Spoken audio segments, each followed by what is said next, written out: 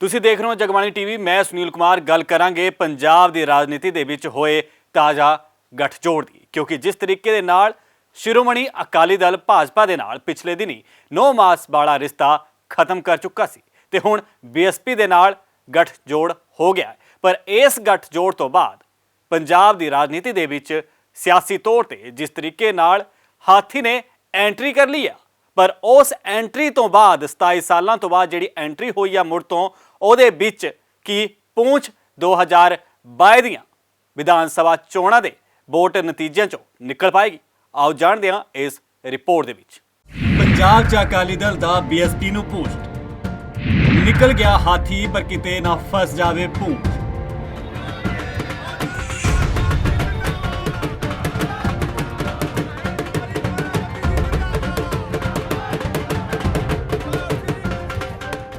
पंजाब की राजनीति गरमा चुकी है। 2022 च होने वालियां विधान सभा चोणां दा काउंटडाउन शुरू हो गया। हर पार्टी अपने आप नूं मजबूती देण लगी है ते लीडरां नाल लगातार बैठकां दा सिलसिला भी शुरू हो गया। शिरोमणी अकाली दल ਅਤੇ ਕਾਫੀ ਮਹੀਨਿਆਂ ਤੋਂ ਚੁੱਪੀ ਸਾਧ ਕੇ ਬੈਠਾ ਸ਼੍ਰੋਮਣੀ ਅਕਾਲੀ ਦਲ ਹੌਲੀ ਹੌਲੀ ਆਪਣੇ ਲਈ ਮੈਦਾਨ ਤਿਆਰ ਕਰ ਰਿਹਾ ਸੀ ਤਾਂ ਕਿ ਸਿਆਸਤ ਦੇ ਮੁੜ ਤੋਂ ਫਤਿਹ ਹਾਸਲ ਕਰ ਸਕੇ।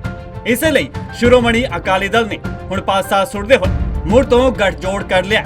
ਸ਼੍ਰੋਮਣੀ ਅਕਾਲੀ ਦਲ ਅਤੇ ਮਾਇਆਵਤੀ ਦੀ ਅਗਵਾਈ ਵਾਲੀ ਬਸਪਾ ਨੇ ਆਉਣ ਵਾਲੀਆਂ ਪੰਜਾਬ ਵਿਧਾਨ ਸਭਾ ਚੋਣਾਂ ਵਿੱਚ ਇਕੱਠੇ ਹੋ ਕੇ ਰਾਜਨੀਤੀ ਖੇਤਰ ਵਿੱਚ ਉਤਰਨ ਦਾ ਐਲਾਨ ਕਰ ਦਿੱਤਾ ਹੈ। ਬਹੁਜਨ ਸਮਾਜ ਪਾਰਟੀ ਯਾਨੀ ਕਿ ਬਸਪਾ ਕੁੱਲ 117 ਸੀਟਾਂ ਚੋਂ 20 ਸੀਟਾਂ ਤੇ ਅਤੇ ਸ਼੍ਰੋਮਣੀ ਅਕਾਲੀ ਦਲ ਬਾਕੀ 97 ਸੀਟਾਂ ਤੇ ਚੋਣਾਂ ਲੜੇਗੀ। ਇਹ ਜਾਣਕਾਰੀ ਅਕਾਲੀ ਦਲ ਦੇ ਪ੍ਰਧਾਨ ਸੁਖਬੀਰ ਸਿੰਘ ਬਾਦਲ ਨੇ ਗੱਠਜੋੜ ਦੀ ਰਸਮ ਦਰਮਿਆਨ ਸਾਂਝਾ ਕੀਤੀ। ਸੁਖਬੀਰ ਸਿੰਘ ਬਾਦਲ ਨੇ ਕਿਹਾ ਕਿ ਦੋਵੇਂ ਧਿਰਾਂ 2022 ਦੀਆਂ ਵਿਧਾਨ ਸਭਾ ਚੋਣਾਂ ਇਕੱਠੀਆਂ ਲੜਨਗੀਆਂ, ਕਿਉਂਕਿ ਦੋਵਾਂ ਧਿਰਾਂ ਦੀ ਸੋਚ ਦੂਰਦਰਸ਼ੀ ਹੈ। ਦੋਵੇਂ ਪਾਰਟੀਆਂ ਗਰੀਬ ਕਿਸਾਨ ਮਜ਼ਦੂਰਾਂ ਦੇ ਹੱਕਾਂ ਦੀ ਲੜਾਈ ਲੜਦੀਆਂ ਆ ਰਹੀਆਂ ਹਨ। ਸੁਖਬੀਰ ਸਿੰਘ ਬਾਦਲ ਜਿੱਥੇ ਆਪਣੇ ਮੂੰਹ ਮੀਆਂ ਮਿੱਠੂ ਬਣੇ ਤਾਂ ਉੱਥੇ ਤੇ ਉਹਨਾਂ ਨੇ ਇਸ ਗੱਠਜੋੜ ਨੂੰ ਪੰਜਾਬ ਦੀ ਰਾਜਨੀਤੀ ਦਾ ਇਤਿਹਾਸਿਕ ਦਿਨ ਵੀ ਕਰਾਰ ਦੇ ਦਿੱਤਾ। 15 16 ਸਾਲ ਜੇਲਾਂ ਕੱਟੀਆਂ। ਮੈਨੂੰ ਬੜੀ ਖੁਸ਼ੀ ਹੈ कि साहिब श्री कांशी राम जी जिन्होंने जो फाउंडर सी बहुजन समाज पार्टी दे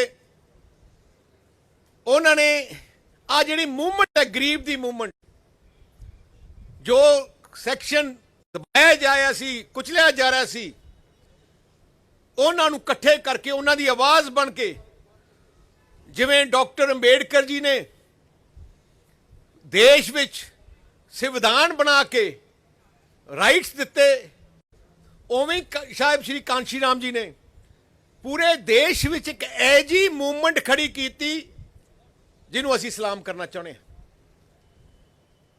ते मैं अज सब तो पहले मैं बहन मायावती जी का धन्यवाद करना चाहना, क्योंकि आ लायंस होने विच आ दो परिवार इकट्ठे जुड़न विच सब तो वड्डा योगदान मैं बहन मायावती जी का जो उन्होंने मैं के जो गल्लां होइयां विचारां होइयां जिवें उन्हां दी सोच है बड़ी क्लियर सोच है, फ्यूचरिस्टिक सोच है। ते मैं एज प्रेजिडेंट श्रोमणी अकाली दल उन्हां नूं मैं ਵਧਾਈ देना चाहना है। दस दईए कि गठजोड़ के दरमियान ऐलान सीटां दे विच मालवे च बसपा के हिस्से 7 सीटां, माझा दे विच 5 सीटां अते दुआबे दे विच 8 सीटां ते चोणां लड़न दा ऐलान होया। सीटां दी वंड दे मुताबिक करतारपुर साहिब, जलंधर वेस्ट, जलंधर नॉर्थ, फगवाड़ा, हुशियारपुर दी Tanda seat, Dasuya seat, Chamkaur Sahib seat, Bassi Pathana seat, Mahal Kalan, Nawan Shahr seat, Ludhiana north, Ludhiana Sujanpur seat, पोआ सीट ते पठानकोट सीट ते भी चोणां लड़न दा बसपा नूं अकाली दल ने हिस्सा दे दिता है। ਇਹਦੇ ਨਾਲ ਅਨੰਦਪੁਰ ਸਾਹਿਬ ਸੀਟ, ਮੋਹਾਲੀ ਜ਼ਿਲ੍ਹੇ ਦੀ ਸੀਟ ਅਤੇ ਅੰਮ੍ਰਿਤਸਰ ਨੌਰਥ, ਅੰਮ੍ਰਿਤਸਰ ਸੈਂਟਰ ਤੇ ਪਾਇਲ ਸੀਟ ਵੀ ਬਸਪਾ ਦੇ ਹਿੱਸੇ ਆਈ ਹੈ। ਬਹੁਜਨ ਸਮਾਜ ਪਾਰਟੀ ਲੜ ਰਹੀ ਹੈ ਇਸ ਸਮਝੌਤੇ ਉਹਨਾਂ ਦਾ ਮੈਂ ਅੱਜ ਐਲਾਨ ਕਰਨ ਲੱਗਿਆ। ਪਹਿਲੀ ਸੀਟ ਕਰਤਾਰਪੁਰ ਸਾਹਿਬ ਜਲੰਧਰ ਡਿਸਟ੍ਰਿਕਟ ਵਿੱਚ ਕਰਤਾਰਪੁਰ, ਦੂਜੀ same Jalandhar West, Jalandhar north ਉਹ ਵੀ ਜਲੰਧਰ ਜ਼ਿਲ੍ਹੇ 'ਚ, ਫਗਵਾੜਾ ਕਪੂਰਥਲਾ ਜ਼ਿਲ੍ਹੇ ਵਿੱਚ ਹੁਸ਼ਿਆਰਪੁਰ ਸ਼ਹਿਰੀ ਜੋ ਮੇਨ ਹੁਸ਼ਿਆਰਪੁਰ ਸ਼ਹਿਰ ਦੀ ਸੀਟ ਹੈ, ਉਹ ਹੁਸ਼ਿਆਰਪੁਰ ਵਿੱਚ ਟਾਂਡਾ ਸੀਟ ਜੋ ਹੁਸ਼ਿਆਰਪੁਰ ਵਿੱਚ ਹੈ, ਦਸੂਹਾ ਸੀਟ ਜੋ ਹੁਸ਼ਿਆਰਪੁਰ ਵਿੱਚ ਹੈ, ਚਮਕੌਰ ਸਾਹਿਬ ਸੀਟ ਜੋ ਸ਼੍ਰੀ ਅਨੰਦਪੁਰ ਸਾਹਿਬ ਜ਼ਿਲ੍ਹੇ 'ਚ 1996 ਤੋਂ ਬਾਅਦ ਤਾਜ਼ਾ ਕਾਂਸੀ ਰਾਮ ਦੀ ਆ। ਦੱਸ ਦਈਏ ਕਿ ਇਸ ਤੋਂ ਪਹਿਲਾਂ ਅਕਾਲੀ ਦਲ ਅਤੇ ਬਸਪਾ ਨੇ 1996 ਦੀਆਂ ਲੋਕ ਸਭਾ ਚੋਣਾਂ ਵਿੱਚ ਮਿਲ ਕੇ ਮੈਦਾਨ 'ਚ ਰਾਜਨੀਤਿਕ ਲੜਾਈ ਲੜੀ ਸੀ। ਉਦੋਂ ਬਸਪਾ ਸੁਪਰੀਮੋ ਕਾਂਸੀ ਰਾਮ ਨੇ ਪੰਜਾਬ ਤੋਂ ਚੋਣਾਂ ਜਿੱਤੀਆਂ ਸੀ ਤੇ ਹੁਣ ਲਗਭਗ 27 ਸਾਲਾਂ ਬਾਅਦ ਸ਼੍ਰੋਮਣੀ ਅਕਾਲੀ ਦਲ ਤੇ ਬਸਪਾ ਆਪਸ ਵਿੱਚ ਮੁੜ ਤੋਂ ਗੱਠਜੋੜ ਕਰ ਚੁੱਕੇ ਹਨ। ਤੇ ਦੱਸ ਦਈਏ ਕਿ 1996 ਦੇ ਵਿੱਚ ਲੋਕ ਸਭਾ ਚੋਣਾਂ ਦੇ ਦੌਰਾਨ ਅਕਾਲੀ ਦਲ ਤੇ ਬਸਪਾ ਨੇ ਗੱਠਜੋੜ ਕਰਦੇ ਹੋਏ ਪੰਜਾਬ ਦੀਆਂ 13 ਲੋਕ ਸਭਾ ਸੀਟਾਂ 'ਚੋਂ 11 ਜਿੱਤੀਆਂ ਸੀ। ਉਸ ਸਮੇਂ ਬਸਪਾ ਨੇ 3 ਸੀਟਾਂ ਤੇ ਜਿੱਥੇ ਜਿੱਤ ਹਾਸਲ ਕੀਤੀ ਸੀ, ਉੱਥੇ ਸ਼੍ਰੋਮਣੀ ਅਕਾਲੀ ਦਲ ਨੇ 10 ਚੋਂ 8 ਸੀਟਾਂ ਤੇ ਜਿੱਤ ਹਾਸਲ ਕੀਤੀ ਸੀ। ਹੁਣ ਨਵਾਂ ਗੱਠਜੋੜ ਬਣ ਚੁੱਕਾ। ਅਕਾਲੀ ਦਲ ਦੇ ਪ੍ਰਧਾਨ ਸੁਖਬੀਰ ਸਿੰਘ ਬਾਦਲ ਨੇ ਇਸ ਗੱਠਜੋੜ ਦੇ ਵਿੱਚ ਅਹਿਮ ਭੂਮਿਕਾ ਨਿਭਾਈ, ਪਰ ਵੇਖਣਾ ਹੋਏਗਾ ਕਿ ਭਵਿੱਖ ਦੇ ਵਿੱਚ ਇਹ ਗੱਠਜੋੜ ਕੀ ਰਾਜਨੀਤਿਕ ਸਮੀਕਰਨ ਪੰਜਾਬ ਦੀ ਰਾਜਨੀਤੀ ਦੇ ਵਿੱਚ ਬਦਲਦਾ ਹੈ। ਆ ਦੋਨੋਂ ਪਾਰਟੀਆਂ ਲੜਦੀਆਂ ਰਹੀਆਂ। ਜਿਵੇਂ ਪਹਿਲੇ ਦੱਸਿਆ ਗਿਆ, ਪਹਿਲਾ ਸਮਝੌਤਾ ਬਹੁਜਨ ਸਮਾਜ ਪਾਰਟੀ ਨਾਲ 96 ਚ ਹੋਇਆ, ਜਦੋਂ ਜਿੱਥੇ ਬਾਬੂ ਸ਼੍ਰੀ ਕਾਂਸ਼ੀ ਰਾਮ ਜੀ ਇਲੈਕਸ਼ਨ ਲੜੇ। ਉਦੋਂ ਇਤਿਹਾਸਿਕ ਰਿਜ਼ਲਟ ਆਇਆ, 13 ਪਾਰਲੀਮੈਂਟਾਂ ਵਿੱਚੋਂ 11 ਪਾਰਲੀਮੈਂਟ ਸੀਟ ਆ ਗੱਠਜੋੜ ਜਿੱਤੀ। ਬਹੁਜਨ ਸਮਾਜ ਪਾਰਟੀ ਨੇ 3 ਲੜੀਆਂ, 3 ਤੋਂ 3 ਜਿੱਤੇ। ਸ਼੍ਰੋਮਣੀ ਅਕਾਲੀ ਦਲ 10 ਲੜੀ ਸੀ, ਉੱਥੇ 8 ਜਿੱਤੇ। ਤੇ ਮੈਂ ਕਹਿ ਸਕਦਾ ਕਿ ਸਾਡੀ ਪਾਰਟੀ ਜਦੋਂ ਗਾਰਾਂ ਸ਼ੁਰੂ ਹੋਈਆਂ ਕਿ ਆਪਣਾ ਫਿਊਚਰ ਕੋਰਸ ਕੀ ਹੈ, ਸਾਡੀ ਪਾਰਟੀ ਵਿੱਚ ਗਰਾਊਂਡ ਲੈਵਲ ਵਰਕਰ ਤੋਂ ਲੈ ਕੇ ਉੱਪਰ ਸੋਚ ਸੀ ਕਿ ਆ ਦੋਨੋਂ ਪਾਰਟੀਆਂ ਨੂੰ ਇਕੱਠਾ ਹੋਣਾ ਚਾਹੀਦਾ ਹੈ, ਕਿਉਂਕਿ ਦੋਨੋਂ ਪਾਰਟੀਆਂ ਦਾ ਮਿਸ਼ਨ ਇੱਕੋ ਇੱਕ ਹੈ। ਸਾਹ ਪ੍ਰਕਾਸ਼ ਸਿੰਘ ਜੀ ਬਾਦਲ 5 ਵਾਰ ਮੁੱਖ ਮੰਤਰੀ ਬਣੇ, ਉਹਨਾਂ ਦੀ ਜਿਹੜੀ ਸੋਚ ਕਰਕੇ ਹੀ ਪੰਜਾਬ ਦੇ ਲੋਕ ਉਹਨਾਂ ਨੂੰ ਟਰਸਟ ਕਰਦੇ। ਸਾਹ ਪ੍ਰਕਾਸ਼ ਸਿੰਘ ਜੀ ਬਾਦਲ ਦੀ ਸਭ ਤੋਂ ਵੱਡੀ ਸੋਚ ਪੰਜਾਬ ਵਿੱਚ ਅਮਨ ਸ਼ਾਂਤੀ ਬਰਕਰਾਰ ਰੱਖਣੀ, ਪੰਜਾਬ ਵਿੱਚ ਭਾਈਚਾਰਕ ਸਾਂਝ ਬਰਕਰਾਰ ਰੱਖਣੀ, ਸਾਰੇ ਧਰਮਾਂ ਦਾ ਸਤਿਕਾਰ ਕਰਨਾ ਤੇ ਗਰੀਬ ਕਿਸਾਨ ਮਜ਼ਦੂਰ ਨੂੰ, ਦਲਿਤ ਪਰਿਵਾਰਾਂ ਨੂੰ, ਬੈਕਵਰਡ ਕਲਾਸ ਨੂੰ ਜੋ ਮੁਸ਼ਕਲਾਂ ਉਹਨਾਂ ਦਾ ਹੱਲ ਕਰਨਾ। ਮੈਂ ਮਿਸ਼ਰਾ ਜੀ ਤੇ ਉਹਨਾਂ ਦੀ ਬੈਨੀਵਾਲ ਸਾਹਿਬ ਬੈਠੇ ਆ, ਗੜੀ ਸਾਹਿਬ ਵੀ ਹੈ, ਉਹਨਾਂ ਨੂੰ ਮੈਂ ਉਹਨਾਂ ਨੂੰ ਵੀ ਸਾਰਾ ਪਤਾ ਹੈ ਕਿ ਜਿੰਨੀਆਂ ਵੀ ਗਰੀਬ ਕਿਸਾਨ ਮਜ਼ਦੂਰ ਵਾਸਤੇ ਸਹੂਲਤਾਂ ਪੰਜਾਬ 'ਚ ਮਿਲ ਰਹੀਆਂ ਜਾਂ ਕਿਤੇ ਵੀ ਮਿਲੀਆਂ, 100% 100% ਸਾਹ ਪ੍ਰਕਾਸ਼ ਸਿੰਘ ਜੀ ਬਾਦਲ ਦੀ ਸਰਕਾਰ ਦੇ ਦੌਰਾਨ ਹੀ ਸ਼ੁਰੂ ਹੋਈਆਂ। ਐਨਡੀਏ ਲਈ ਹੋਵੇਗਾ ਔਖਾ ਰਾਹ।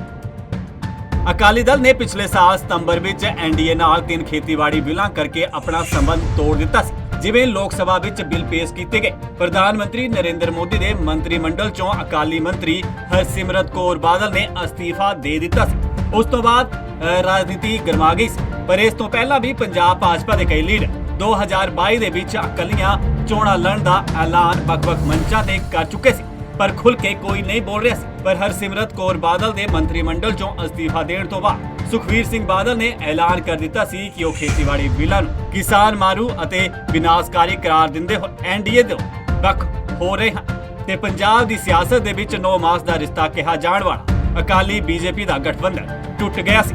ਤੇ ਪੰਜਾਬ ਦੀ ਰਾਜਨੀਤੀ ਦੇ ਤਾਜ਼ਾ ਹਾਲਾਤਾਂ ਨੂੰ ਵੇਖਦੇ ਹੋਏ ਅਕਾਲੀ ਦਲ ਨੇ ਆਪਣੀ ਸਿਆਸੀ ਪਕੜ ਹੋਰ ਮਜ਼ਬੂਤ ਕਰਨ ਦੇ ਲਈ ਬਸਪਾ ਦੇ ਨਾਲ ਗਠਬੰਧਨ ਕੀਤਾ। ਤੇ ਸਿਆਸੀ ਮਾਹਿਰਾਂ ਦਾ ਕਹਿਣਾ ਹੈ ਕਿ ਜਿੱਥੇ ਇੱਕ ਪਾਸੇ ਬਸਪਾ ਨੂੰ ਪੰਜਾਬ ਦੇ ਵਿੱਚ ਬੂਸਟ ਮਿਲੇਗਾ ਤੇ ਅਕਾਲੀ ਦਲ ਦਾ ਰਾਹ ਵੀ ਥੋੜਾ ਆਸਾਨ ਹੋ ਜਾਵੇਗਾ। ਦਲਿਤਾਂ ਤੇ ਖਾਸ ਨਜ਼ਰ। ਇਸੇ ਸਾਲ ਅਪ੍ਰੈਲ ਦੇ ਵਿੱਚ ਸ਼੍ਰੋਮਣੀ ਅਕਾਲੀ ਦਲ ਦੇ ਪ੍ਰਧਾਨ ਸੁਖਬੀਰ ਸਿੰਘ ਬਾਦਲ ਨੇ ਐਲਾਨ ਕਰ ਦਿੱਤਾ ਸੀ ਕਿ ਜੇਕਰ ਪਾਰਟੀ ਆਉਂਦੀਆਂ ਵਿਧਾਨ ਸਭਾ ਚੋਣਾਂ ਦੇ ਵਿੱਚ ਜਿੱਤ ਕੇ ਸਰਕਾਰ ਬਣਾਉਂਦੀ ਹੈ ਤਾਂ ਡਿਪਟੀ ਸੀਐਮ ਦਲਿਤ ਸਮੁਦਾਇ ਦਾ ਹੀ ਹੋਏਗਾ। ਇਸੇ ਦਰਮਿਆਨ ਉਹਨਾਂ ਨੇ ਦੂਜੀਆਂ ਧਿਰਾਂ ਦੇ ਨਾਲ ਚੋਣਾਂ ਲੜਨ ਦੇ ਲਈ ਸੰਭਾਵਨਾਵਾਂ ਦੇ ਸੰਕੇਤ ਵੀ ਦੇ ਦਿੱਤੇ ਸੀ ਤੇ ਕਿਹਾ ਸੀ ਕਿ ਉਹਨਾਂ ਦੇ ਸੰਪਰਕ ਦੇ ਵਿੱਚ ਕਈ ਪਾਰਟੀਆਂ ਹਨ। ਤੇ ਦੱਸ ਦਈਏ ਕਿ ਕਿਸਾਨ ਅੰਦੋਲਨ ਦੇ ਚਲਦਿਆਂ ਅਕਾਲੀ ਦਲ ਨੇ ਭਾਜਪਾ ਨਾਲ ਗੱਠਜੋੜ ਤੋੜ ਦਿੱਤਾ ਸੀ। ਪੰਜਾਬ 'ਚ ਦਲਿਤ ਫੈਕਟਰ। ਜੇਕਰ ਆંકੜਿਆਂ ਦੀ ਗੱਲ ਕਰੀਏ ਤਾਂ ਭਾਰਤ ਦੇ ਵਿੱਚ ਸਭ ਤੋਂ ਜ਼ਿਆਦਾ ਦਲਿਤ ਪੰਜਾਬ ਦੇ ਵਿੱਚ ਰਹਿੰਦੇ ਹਨ। ਪੰਜਾਬ ਦੇ ਵਿੱਚ 32% ਦੀ ਆਬਾਦੀ ਦਲਿਤਾਂ ਦੀ ਦੱਸੀ ਜਾਂਦੀ ਹੈ। ਦਲਿਤ ਵੋਟ ਬੈਂਕ ਆਮ ਤੌਰ ਤੇ ਕਾਂਗਰਸ ਤੇ ਸ਼੍ਰੋਮਣੀ ਅਕਾਲੀ ਦਲ ਦੇ ਵਿੱਚ ਹੀ ਬਣਦਾ ਹੋਇਆ ਨਜ਼ਰ ਆਉਂਦਾ ਹੈ ਤੇ ਹੁਣ 2022 ਦੇ ਵਿੱਚ ਹੋਣ ਵਾਲੀਆਂ ਵਿਧਾਨ ਸਭਾ ਚੋਣਾਂ ਦੇ ਵਿੱਚ ਬੀਐਸਪੀ ਇਸ ਦਲਿਤ ਵੋਟ ਬੈਂਕ ਤੇ ਸੇਧ ਲਗਾਉਣ ਦੀ ਕੋਸ਼ਿਸ਼ ਪੂਰੀ ਕਰੇਗੀ, ਪਰ ਇਹਦੇ ਵਿੱਚ ਬੀਐਸਪੀ ਨੂੰ ਕਾਮਯਾਬੀ ਮਿਲੇਗੀ ਜਾਂ ਨਹੀਂ ਇਹ ਤਾਂ ਹੁਣ ਭਵਿੱਖ ਦੀ ਕੁੱਖ ਦੇ ਵਿੱਚ ਹੈ। ਪਰ ਸਾਲ 2017 ਦੇ ਵਿੱਚ ਹੋਈਆਂ ਚੋਣਾਂ ਦੇ ਦਰਮਿਆਨ ਦਲਿਤਾਂ ਨੇ ਆਪਣੇ ਵੱਧ ਤੋਂ ਵੱਧ ਵੋਟ ਆਮ ਆਦਮੀ ਪਾਰਟੀ ਨੂੰ ਪਾਏ ਸੀ। ਇਸੇ ਕਰਕੇ 2022 ਦੇ ਵਿੱਚ ਹੋਣ ਵਾਲੀਆਂ ਚੋਣਾਂ ਦੇ ਵਿੱਚ ਸਾਰੀਆਂ ਪਾਰਟੀਆਂ ਦੀ ਨਜ਼ਰ ਦਲਿਤ ਵੋਟ ਬੈਂਕ ਤੇ। ਕੈਪਟਨ ਸਰਕਾਰ ਨੂੰ ਲਾਏ ਰਗੜੇ।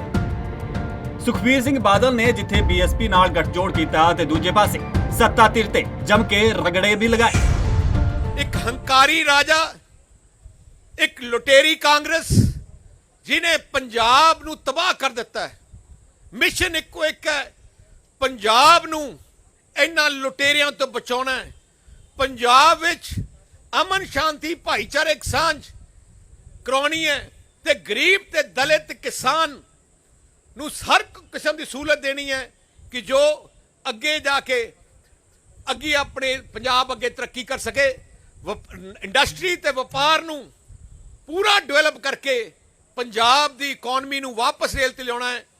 ਜਿਹੜੀ ਇਕਨੋਮੀ ਕੈਪਟਨ ਅਮਰਿੰਦਰ ਸਿੰਘ ਦੀ ਅਗਵਾਈ ਥੱਲੇ ਤਬਾਹ ਹੋ ਗਈ ਹੈ, ਇੱਕ ਐਜਾ ਮੁੱਖ ਮੰਤਰੀ ਬਣਿਆ ਜਿਹੜਾ ਘਰੋਂ ਨਹੀਂ ਨਿਕਲਿਆ। ਅੱਜ ਸਾਨੂੰ ਵੀ ਕੁਝ ਉਹਦੇ ਖਿਲਾਫ ਕਹਿਣ ਦੀ ਲੋੜ ਹੀ ਨਹੀਂ, ਸਾਥੋਂ ਵੱਧ ਉਹਦੀ ਆਪਣੀ ਪਾਰਟੀ ਉਹਦੇ ਖਿਲਾਫ ਕਹਿ ਰਹੀ ਹੈ। ਜਿਸ ਪਾਰਟੀ ਦੇ ਮੰਤਰੀ, ਜਿਸ ਕੈਬਨਿਟ ਦੇ ਮੰਤਰੀ ਨਾਲ ਵਿਸ਼ਵਾਸ ਮੁੱਖ ਮੰਤਰੀ ਦੇ ਨਾ ਹੋਏ, ਜਿਸ ਪਾਰਟੀ ਓਪਨਲੀ ਕਹਿ ਰਹੀ ਹੈ ਕਿ ਪੰਜਾਬ ਦੇ ਮੁੱਖ ਮੰਤਰੀ ਤੇ ਉਹਦੀ ਕੈਬਨਿਟ ਨੇ ਤਬਾਹ ਕਰ ਦਿੱਤਾ ਹੈ, ਉਸ ਪਾਰਟੀ ਤੋਂ ਉਸ ਸਰਕਾਰ ਤੋਂ ਬਚਾਉਣਾ ਸਾਡਾ ਫਰਜ਼ ਹੈ। ਹਰ ਪੂਰੇ ਪੰਜਾਬੀਆਂ ਨੂੰ ਆਸ਼ੀਰਵਾਦ ਲੈ ਕੇ ਅਸੀਂ ਅੱਜ ਜੰਗ ਲੜਾਂਗੇ ਤੇ ਮੈਨੂੰ ਪੂਰਾ ਆਸ਼ੀਰਵਾਦ ਹੈ ਕਿ ਜਿੱਤ ਪ੍ਰਾਪਤ ਹੋਗੀ, ਪ੍ਰਮਾਤਮਾ ਦੀ ਬਖਸ਼ਿਸ਼ ਨਾਲ ਜਿੱਤ ਪ੍ਰਾਪਤ ਹੋਗੀ।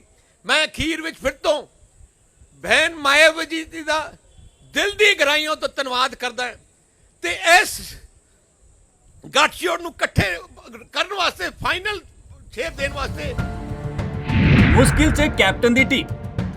ਦੱਸ ਦਈਏ ਕਿ ਪੰਜਾਬ ਕਾਂਗਰਸ ਦੇ ਵਿੱਚ ਵੀ ਕੁਝ ਸਹੀ ਨਹੀਂ ਚੱਲ ਰਿਹਾ। ਕਈ ਦਿਨਾਂ ਤੋਂ ਸੱਤਾ ਧਿਰ ਕਾਂਗਰਸ ਦੇ ਕਈ ਲੀਡਰ ਇੱਕ ਦੂਜੇ ਤੋਂ ਨਾਰਾਜ਼ ਚੱਲ ਰਹੇ ਹਨ ਤੇ ਲਗਾਤਾਰ ਪੰਜਾਬ ਕਾਂਗਰਸ ਦੀ ਲੜਾਈ ਖੁੱਲ ਕੇ ਜਿੱਥੇ ਜਨਤਾ ਦੇ ਸਾਹਮਣੇ ਆ ਚੁੱਕੀ ਹੈ ਤੇ 3 ਮੈਂਬਰੀ ਕਮੇਟੀ ਨੇ ਵੀ ਆਪਣੀ ਰਿਪੋਰਟ ਹਾਈ ਕਮਾਨ ਨੂੰ ਸੌਂਪ ਦਿੱਤੀ ਹੈ। ਸੂਬੇ ਦੇ ਵਿੱਚ ਕੈਪਟਨ ਅਮਰਿੰਦਰ ਸਿੰਘ ਤੇ ਨਵਜੋਤ ਸਿੰਘ ਸਿੱਧੂ ਦੋ ਧਿਰਾਂ ਕਾਂਗਰਸ ਦੀਆਂ ਨਜ਼ਰ ਆ ਰਹੀਆਂ ਹਨ ਤੇ ਕਈ ਲੀਡਰਾਂ ਨੇ ਆਰੋਪ ਵੀ ਲਗਾਏ ਹਨ ਕਿ ਕੈਪਟਨ ਅਮਰਿੰਦਰ ਸਿੰਘ ਦੀ ਸਰਕਾਰ ਨੇ ਸੂਬੇ ਦੇ ਵਿੱਚ ਦਲਿਤਾਂ ਦੀ ਅਣਦੇਖੀ ਕੀਤੀ ਹੈ। ਕਾਂਗਰਸ ਦੇ ਹਾਈ ਕਮਾਨ ਨੂੰ ਵੀ ਇਸ ਦੀ ਸ਼ਿਕਾਇਤ ਦਿੱਤੀ ਗਈ ਹੈ। ਸਿਆਸੀ ਤੌਰ ਤੇ ਕਿਹਾ ਇਹ ਵੀ ਜਾ ਰਿਹਾ ਸੀ ਕਿ ਦਲਿਤ ਵੋਟ ਬੈਂਕ ਨੂੰ ਲੈ ਕੇ ਅਕਾਲੀ ਦਲ 117 ਵਿਧਾਨ ਸਭਾ ਖੇਤਰਾਂ 'ਚ ਇੱਕ ਸਰਵੇ ਵੀ ਕਰਵਾ ਰਿਹਾ। ਇਸ ਸਰਵੇ ਦੇ ਜ਼ਰੀਏ ਇਹ ਜਾਣਨ ਦੀ ਕੋਸ਼ਿਸ਼ ਕੀਤੀ ਜਾ ਰਹੀ ਹੈ ਕਿ ਕਿਸ ਦਲਿਤ ਲੀਡਰ ਦੇ ਨਾਲ ਕਿੰਨੇ ਸਮਰਥਕ ਹਨ। ਪਰ ਵੇਖਣਾ ਹੋਏਗਾ ਕਾਂਗਰਸ ਜਿੱਥੇ ਦਲਿਤਾਂ ਦੇ ਨਾਂ ਤੇ ਪਿਛਲੀਆਂ ਵਿਧਾਨ ਸਭਾ ਚੋਣਾਂ ਵੀ ਲੜ ਚੁੱਕੀ ਹੈ ਤੇ ਆਉਂਦੇ ਦਿਨਾਂ ਦੇ ਵਿੱਚ ਦਲਿਤ ਵੋਟ ਬੈਂਕ ਹੁਣ ਕਿਸ ਪਾਸੇ ਕਰਵਟ ਲੈਂਦਾ ਤੇ ਪੰਜਾਬ ਦੇ ਲੋਕ 2022 ਦੇ ਵਿੱਚ ਕਿਸ ਧਿਰ ਨੂੰ ਸੱਤਾ ਦਾ ਸੁੱਖ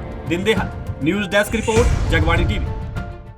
1996 ਤੋਂ ਬਾਅਦ ਮੁੜ ਤੋਂ ਬੀਐਸਪੀ ਨੇ ਗੱਠਜੋੜ ਅਕਾਲੀ ਦਲ ਦੇ ਨਾਲ ਕਰ ਲਿਆ, ਪਰ ਇਹ ਗੱਠਜੋੜ ਕੀ ਸਿਆਸੀ ਤੌਰ ਤੇ ਫਾਇਦੇਮੰਦ ਸਾਬਿਤ ਹੋਏਗਾ ਕਿ ਦਲਿਤ ਵੋਟ ਬੈਂਕ ਤੇ ਸਿਰ ਤੋਂ ਸੱਤਾ ਦੇ ਵਿੱਚ ਕਾਬਿਜ਼ ਹੋ ਪਾਏਗੀ ਬੀਐਸਪੀ ਤੇ ਸ਼੍ਰੋਮਣੀ ਅਕਾਲੀ ਦਲ? ਇਹ ਸਾਰੇ ਸਵਾਲ ਜਿਹੜੇ ਭਵਿੱਖ ਦੀ ਕੁੱਖ ਦੇ ਵਿੱਚ ਨੇ ਤੇ ਨਤੀਜੇ ਤੈਅ ਕਰਨਗੇ 2022 ਦੀਆਂ ਚੋਣਾਂ ਦੇ ਕਿ ਸੱਤਾ ਦਾ ਸੁੱਖ ਬੀਐਸਪੀ ਜਾਂ ਅਕਾਲੀ ਦਲ ਨੂੰ ਮਿਲੇਗਾ ਜਾਂ ਫਿਰ ਕਿਸੇ ਹੋਰ ਧਿਰ ਨੂੰ। ਫਿਲਹਾਲ ਇਸ ਸਪੈਸ਼ਲ ਰਿਪੋਰਟ ਦੇ ਵਿੱਚ ਇੰਨਾ ਹੀ। ਮੈਨੂੰ ਦਿਓ ਇਜਾਜ਼ਤ। ਧੰਨਵਾਦ।